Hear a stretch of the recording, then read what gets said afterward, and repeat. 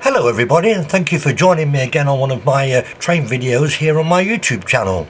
Now before we get into this, there's something I'd like to run by you. Over time I have noticed that whenever I do a video which contains European equipment or rolling stock, and whether it contains American or Canadian rolling stock and locomotives, the actual videos don't seem to make so many hits as stuff which is basically British. Now, having said that, I'm not the kind of person that tries to ram something down somebody's throat if it's something they don't like. I would never do that. I'm not that kind of person. However, I am the kind of person who would say to somebody, well look, have a look first and then decide if you don't like. It's a little bit like somebody saying, oh, I'm not going to eat that because, I don't like it. But you don't like it, but you've never tasted it. So how do you know you don't like it? When it comes to trains and model trains from all over the world, I would certainly say to people, at least have a look and give these locomotives and these trains a chance, because there's some great stuff out there in the world other than just here in the UK. I would also like to tell you that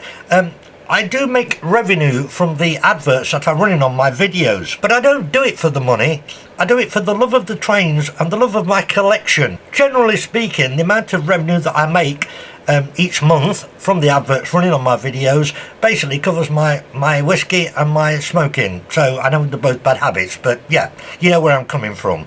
So it really is not the money. It's not about the money. But as I say, give other things a chance if you don't mind, please, and I think you'll be quite pleasantly surprised sometimes. So let's get on with this video. Right, the title's pretty much told you everything. So first of all, let me show you this. Right, there it is, and as you can clearly see here, it says Austrains or Austrains. I'm not really quite sure which way you pronounce that, but you can clearly see what it says here anyway on the box, so it's no big deal. HO scale locomotive. Right, obviously I've already had a look at this, but of course I want you to see it being opened. Okay, so let's do it. There we go. Pretty heavy. That's pretty tight on the lid as well. Let's get hold of it. Right, this is off. Right, like I say, I have already had a look at it, and it is a beauty, and I really want to show you this. It really pleases me to be able to own things like this. So get my nail in there, yes. Stop biting them. I've had the odd nibble, but basically they're still okay. Haha. Right, okay, let's remove the plastic protection part. Boom. And there it is. Let me see if I can zoom in a little bit. Just a tad like that. Right, well you can see she's still got the protective polystyrene strips here. I've never actually taken those off, and I've never actually had it out the box, and I've only had a look at it. So we're going to do that right now, so come on, stay with me. Oh, she's a tight fit, guys. Oh, goodness gracious me, she's tight. Ah, I've got it. Good. Right, ease that out. Yeah, there's no holes to push it out from the back there apparently. I didn't know that till just now, but anyway, you can see there's a hole here and there's nothing in it. That I assume would be like most locomotives, where you put the pack of extras, but these locomotives from Austrains in Australia, they actually come completely already built up, so there is no accessories to put on. So let me just carefully remove the fence, the railing protection sections here, and I'll come back and I'll tell you and show you all about this beauty. She really is a beauty, so stay with me. Okay, the walkway protective pieces are actually removed now, and you can see this is stunning. I mean, I'm telling you, it is really heavy. The thing is with Austrains models, they aren't cheap. Trust me, they really aren't cheap, but they do make an excellent product. If you've seen the video I did a few videos back about Australian trains, locomotives, and companies around Australia, like I said, it's not received massive amounts of hits. I think it's about 2,500, so it's acceptable at least. But in the video, if you saw that, you may remember that the locomotive that was used in it is not actually correct. The whole set is made by a company called Frateschi, which is actually a Mexican company. The locomotive that they've used is from the current range, which is a GEC 30/7, I think, and it's not correct. And I did explain that to you when I ran the video, and at the time I did say it's better than nothing, which I suppose it is really. However, I couldn't resist buying one of the two type of correct locomotives that were actually used, or are actually used, to pull the Ghan, and this is one of them. Small mistake here. I've just been editing together the first few sections of the video, which I did last night, and I've just realised that a couple of times towards the end I did class this as being manufactured by Austrains models in Australia, and I'm sorry, that's wrong. That was just a slip of the tongue. It's actually not Austrains. Austrains models and Austrains are two different companies, so I'm really sorry about that. It's actually Austrains, this one. And as it happens, Austrains are actually going into semi-retirement now. They've sold all of the tooling onto a place called SDS Models. I think that's right. Yes, it is. And they will be expanding the range and carrying on with the Austrains catalogue rather shortly. So then, let's have a proper look at her. I'll just zoom in quite a bit, like so I can carefully bring it into the picture and show you. Now, the name here is Port Pirie. I think that's P-I-R-I-E. I think Port Pirie is the correct pronunciation. Hope so anyway. And you can see the detail on her is absolutely spiffing. I mean, it is top notch. The ladders are fixed to the bogie section, which is good, because a lot of the times some companies would fix them here and then the bogie would tend to snap them off. I've seen that a few times, but that is, to me, is perfect. I'll just slowly go along, and you can see the detail is absolutely beautiful. She is really one lovely piece of equipment. Central mounted 5-pole skew wound motor, twin balanced flywheels, and if we just bring her up to the front, like so. There, well, you can see she's got the, hang on, 1, 2, 3, 4, 5 horns just there, already fitted, and the lighting here, and of course there's lighting on the front as well, ditch lighting, cab lighting, and it all works. It's all done and it's already working.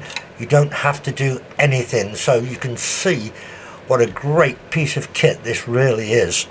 So just carefully bring around, show you to the side. Yep. There she is. Again, perfect in every way. We've got the exhaust here, look, on the roof. Yeah, and all the panels and the air intakes here, look. It really is a lovely one, guys. It is absolutely fantastic. I'm going to tell you now, I don't have a problem in telling you this. This was 295 Australian dollars, which is about 180 quid here in the UK, 180 pounds. But I have no problem with that. It's just absolutely superb. You can see we've got the horns on the back here as well, just there. 5 on there, and again we've got the rear lighting, which is here. And yep, you got the hazard stripes here, and the cow catcher section at the bottom here. It's just, oh, it's so heavy, but it's so beautiful. I mean, let's just zoom back. Try going the other way, John. There you go. Well, I mean, you know, there's only so much I can say about it. You know, you can see it's in a great condition. It's a great, fantastic piece of kit. It's greatly detailed. It's perfect in every way possible. Now, what I will tell you is that, excuse me, the NR class here, NR74 being the number of this one, actually is the main one that does pull the Ghan. And there's usually 2 of them, usually a pair, double-headed. The AN class is also sometimes used, and you also see them sometimes mixed, one of each. Now the AN class is now I'm going to get this right this time, the AN class is now back in the catalogue for Austrains trains over there in Australia, and again it's 295 Australian dollars, and I don't know, I might just have to go and buy one. I don't know, and I'd love to show you the AN class and the NR class together. Yeah, not this time round, that is, because I haven't ordered one at the moment, but I got this one. I'm absolutely over the moon with it, and I'm now going to show you something else, so please hang around a bit longer.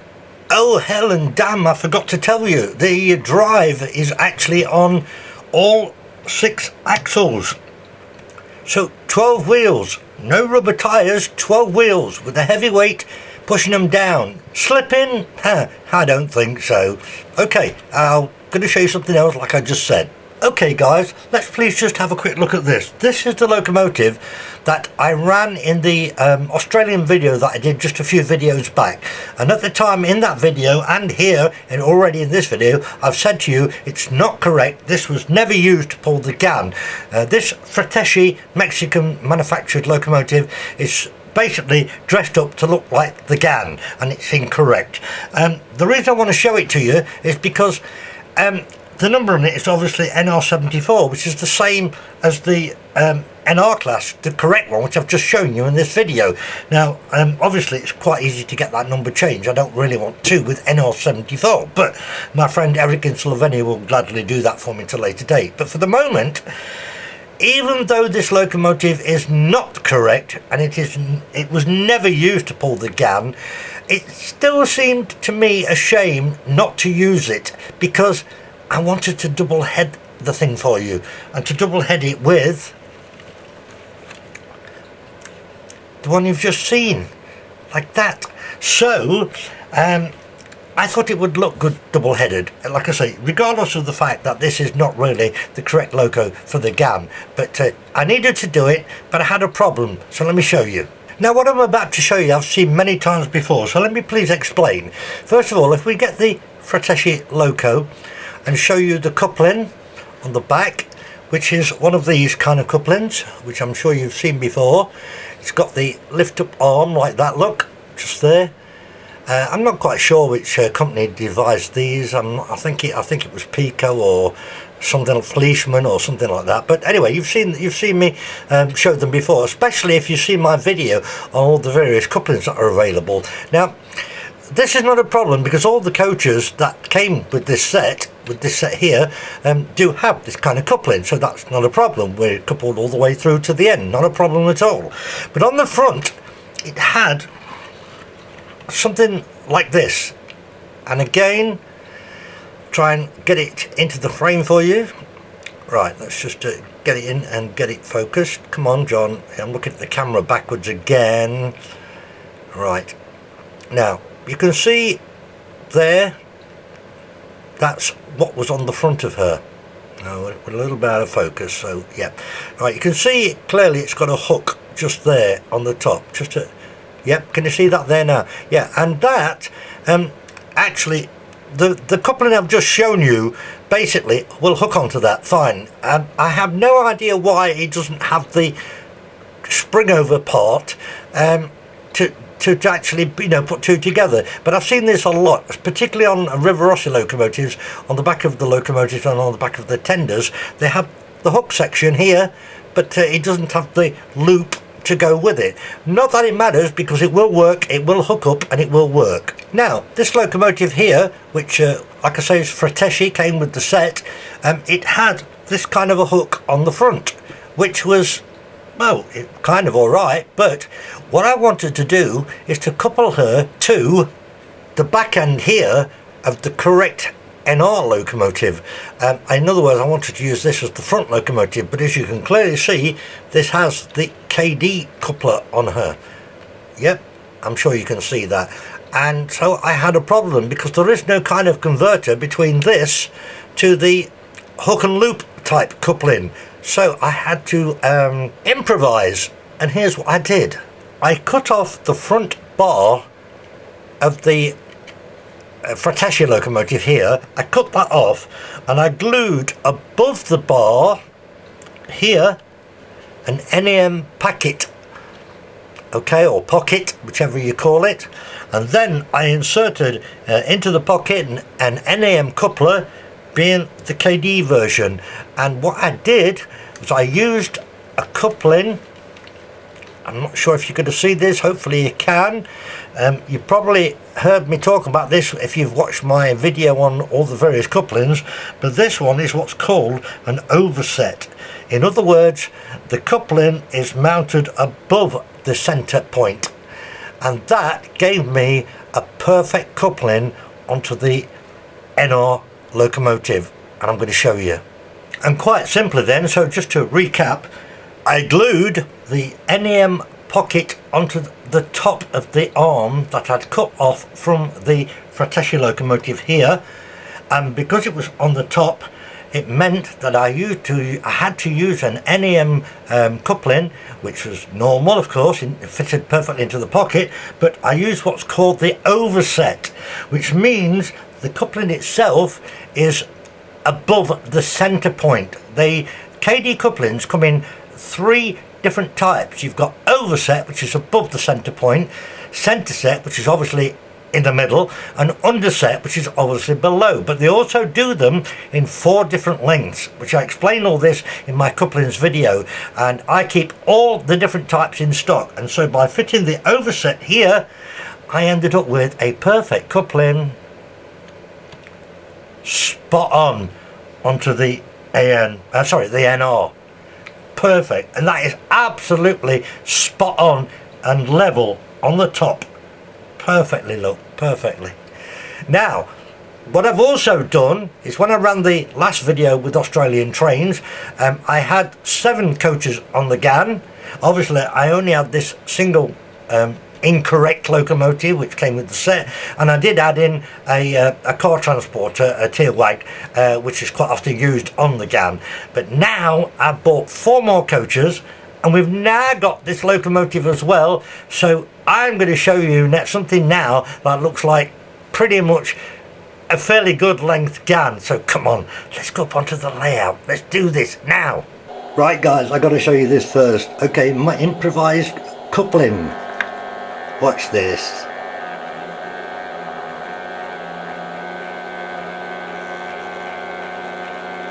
Oh, look at that. It's absolutely spot on. Oh, wicked. Right, stay with me. Okay, let's go. You're going to love this, guys. It looks amazing. Now, while these are coming through, I'm not going to count the coaches down as I have done in the past, because it's quite simple and easier to just say to you that there's 11 coaches on now rather than 7. And you'll see, I'll be able to tell you when the last one comes around anyway, because the last pair are the baggage coaches. So stay with me while we just come through at this nice steady speed.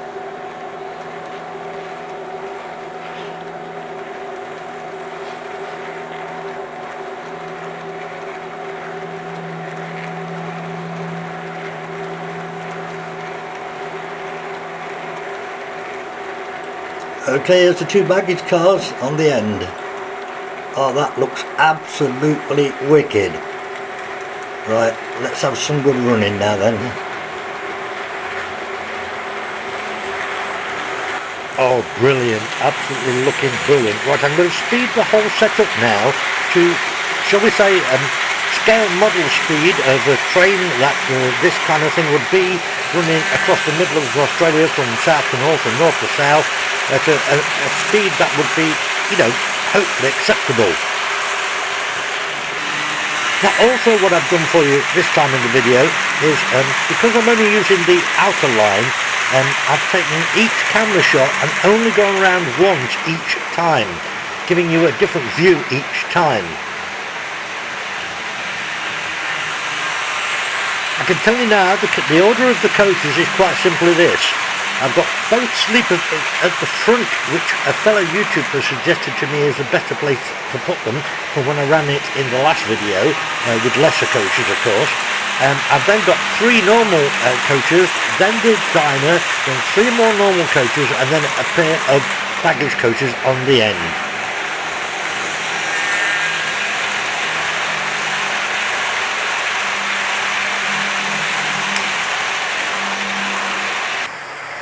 You can't deny, guys, it looks absolutely stunning. I mean, it really does. I don't think anybody has ever done this on YouTube before. Right, we're now on the bottom right of the layout.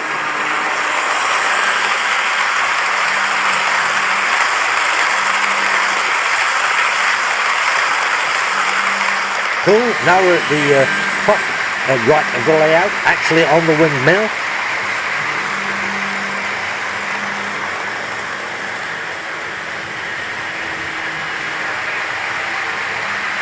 Now this is a new shot because I'm only using the outside track, so the camera is now sitting between tracks 1 and 2, so it's a completely different shot.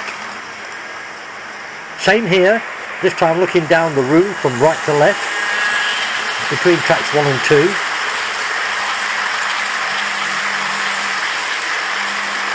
Same again, but this time I'm actually with the camera on line 2, making it even closer to the speeding train.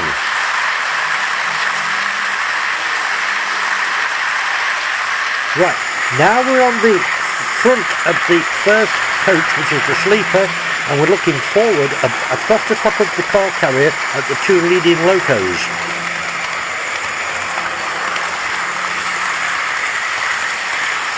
Now we're on the front of the leading loco looking backwards, down the whole length of the train.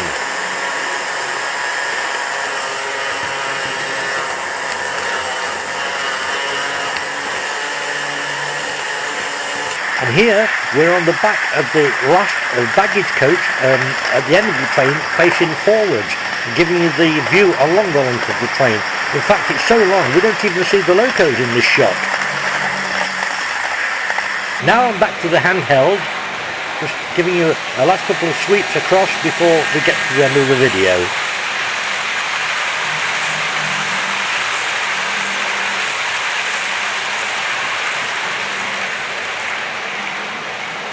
This shot is what I call my helicopter view, because if you look at films with trains in and you've got a helicopter flying over and filming them, this is the kind of view that you get, which looks really cool, it really does. This is what you call a real Ghan.